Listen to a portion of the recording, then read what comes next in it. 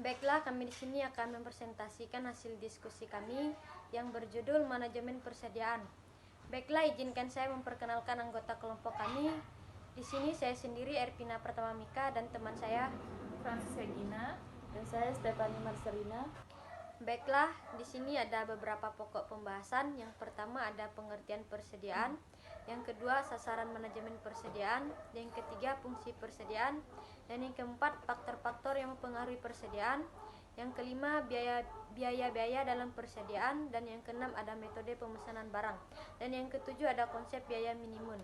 Baiklah, di sini saya akan menjelaskan tentang pengertian persediaan. Persediaan pada umumnya merupakan salah satu jenis aktiva lancar yang jumlahnya cukup besar dalam suatu perusahaan. Persediaan juga merupakan barang yang dibeli dan dimiliki oleh perusahaan yang tujuannya adalah untuk dijual kembali atau digunakan dalam proses produksi untuk menghasilkan barang setengah jadi atau barang jadi. Persediaan juga sebagai elemen dalam modal kerja yang selalu dalam keadaan berputar, di mana secara terus-menerus mengalami perubahan. Di sini ada persediaan juga memiliki 5 manfaat, yaitu yang pertama memungkinkan penggunaan sumber daya dan penjadwalan produksi secara efisien. Yang kedua, persediaan bahan mentah memberi fleksibilitas dalam pembelian bagi perusahaan. Dan yang ketiga, persediaan barang jadi memberi perusahaan fleksibilitas dalam jadwal produksi dan pemasaran. Dan yang keempat, persediaan dalam jumlah besar memungkinkan pelayan yang efisien terhadap permintaan pelanggan. Yang kelima, terdapat beberapa keuntungan dengan adanya peningkatan persediaan. Persediaan atau inventory merupakan elemen utama dari modal kerja karena yang pertama, jumlah persediaan paling besar dibandingkan dengan modal kerja lainnya. Yang kedua, aktiva yang selalu dalam keadaan berputar di mana secara terus-menerus mengalami perubahan.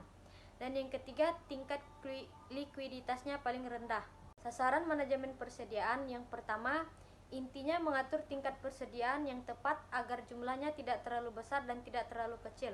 Yang kedua, kesalahan dalam menetapkan besarnya investasi persediaan akan menekankan keuntungan perusahaan. Dan yang ketiga, tinggi rendahnya tingkat perputaran akan berpengaruh langsung terhadap besar kecilnya dana yang ditanamkan dalam persediaan dan bagi perolehan laba. Yang keempat, semakin tinggi tingkat perputarannya, maka semakin pendek tingkat dana yang tertanam. Fungsi persediaan meliputi antara lain yang pertama untuk mengeliminir atau menghapuskan keinginan yang mungkin timbul disebabkan tidak tepatnya ramalan penjualan. Yang kedua, untuk mengoptimalkan penggunaan sumber daya jika seandainya terjadi fluktuasi dalam penjualan. Yang ketiga, memungkinkan perusahaan melakukan pembelian persediaan dalam jumlah besar yang hanya akan dilakukan apabila hal tersebut menguntungkan perusahaan. Yang keempat, untuk menghilangkan fluktuasi permintaan dan penawaran. Baiklah, di sini saya akan melanjutkan materi yang telah disampaikan oleh Ervina Pratama Mika. Di sini ada faktor-faktor yang mempengaruhi persediaan. Yang pertama ada resiko kehabisan persediaan. Resiko kehabisan persediaan dipengaruhi oleh beberapa hal. Yang kedua, hubungan antara biaya penyimpanan di gudang di situ pihak dengan biaya ekstra yang harus dikeluarkan sebagai akibat dari kehabisan persediaan dinilai pihak. Yang ketiga, ada fluktuasi jumlah persediaan. Yang dimaksud dengan beberapa hal adalah yang pertama, sikap pemasok barang. Ada kalanya pemasok mengikuti sesuai kesepakatan yang dibuat, berarti resiko kehabisan persediaan kecil. Yang kedua, volume bahan baku yang dibeli dalam setiap kali pembelian. Yang ketiga, proyeksi kebutuhan bahan baku untuk produksi dalam keadaan normal produksi, maka resiko kehabisan persediaan kecil. Yang dimaksud dengan biaya ekstra di sini adalah biaya yang harus dikeluarkan darurat. Biaya ini dikeluarkan supaya pemasok barang segera dapat menyerahkan barangnya. Yang dimaksud dengan fluktuasi adalah jumlah persediaan, maka biaya penyimpanan tinggi, biaya bunga tinggi, biaya pemeliharaan di gudang tinggi, dan kemungkinan kerugian karena kerusakan, sehingga turunnya kualitas. Begitupun sebaliknya, jika jumlah persediaan kecil, maka produksi menjadi kecil. Perusahaan tidak dapat bekerja dengan full dan penjualan menurun. Biaya-biaya dalam persediaan. Yang pertama ada biaya penyimpanan seperti biaya gudang, asuransi, pajak kekayaan, biaya modal, penyusutan dan keusangan. Yang kedua, biaya pemesanan seperti biaya memesan atau biaya penyetelan mesin, biaya pengiriman dan penanganannya, potongan harga karena jumlah pembelian besar. Yang ketiga, ada biaya persediaan pengamanan seperti penjualan, kehilangan kepercayaan pelanggan, dan gangguan jadwal produksi. Di sini ada biaya-biaya dalam persediaan. Biaya-biaya yang berhubungan dengan persediaan. Yang pertama ada biaya penyimpanan. Semakin besar persediaan, maka makin besar biaya gudang, asuransi dan pajak kekayaan.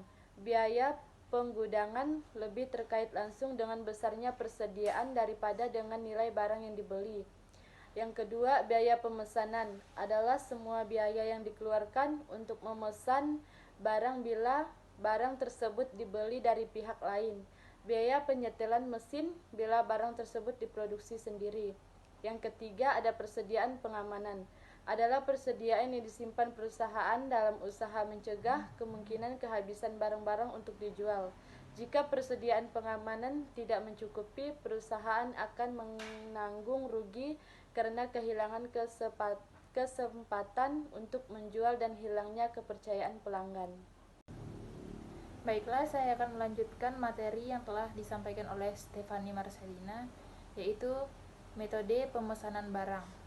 Ada beberapa metode dalam pemesanan barang atau penyediaan barang dalam kegiatan produksi perusahaan, yaitu yang pertama, pesan dan pembelian sekaligus keuntungan. Frekuensi pembelian kecil sehingga biaya pembelian dapat minimal. Perusahaan tidak khawatir akan kekurangan bahan baku. Perusahaan mempunyai persediaan yang cukup sehingga stok persediaan rendah. Proses produksi dapat berjalan lancar. Kerugian, biaya simpan tinggi. Perusahaan harus menanggung opportunity cost karena dananya sudah terlanjur dibelikan bahan baku. Kedua, pesan dan beli bertahap keuntungan. Biaya simpan menjadi kecil. 3. Pesan dan beli pada waktu tertentu atau just in time. Asumsi yang berlaku adalah jumlah barang selalu tersedia di pasar atau dari supplier. Harga beli barang relatif konstan dan tinggi. Modal selalu tersedia untuk membeli barang. Tingkat penjualan dan daya serap pasar lancar. Persediaan diperoleh dan dimasukkan dalam produksi tepat pada saat dibutuhkan.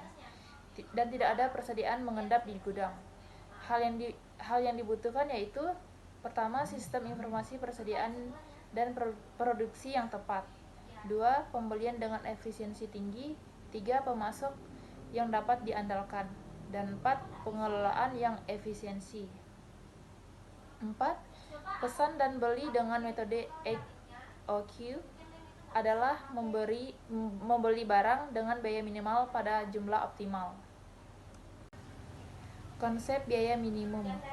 Konsep biaya minimum atau economic order quantity adalah suatu cara dalam melakukan pemesanan jumlah barang yang dapat diperoleh dengan biaya minimal atau pemesanan barang yang optimal. Dalam menentukan besarnya jumlah pembelian yang optimal, ini kita hanya memperhatikan biaya variabel dari persediaan tersebut, baik biaya variabel yang sifat perubahannya searah dengan perubahan jumlah persediaan yang dibeli atau disimpan maupun biaya variabel yang sifat perubahannya berlawanan dengan perubahan jumlah persediaan. Baiklah, sekian presentasi dari kelompok kami. Akhir kata kami ucapkan terima kasih.